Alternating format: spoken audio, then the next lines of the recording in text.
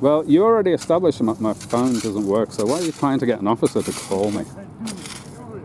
Well, are you going to be available?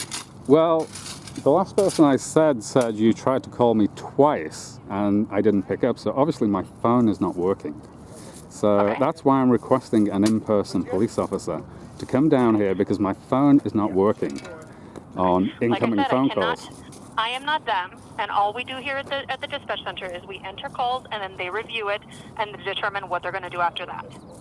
Okay, so I'm requesting an in-person police officer to come here and take statements from everybody involved for my Like I said, complaints. I can put that in and I can put that request in the call. However, I am not able to tell you what exactly is going to happen after that. Okay, so I'm just going to stay here till somebody shows up. So I'm waiting in Salem City Riverfront Park with these people who... What is good? Go ahead and get this sent in and we'll have somebody give you a phone call. Sounds great. Thank you. Thank you, sir. Bye.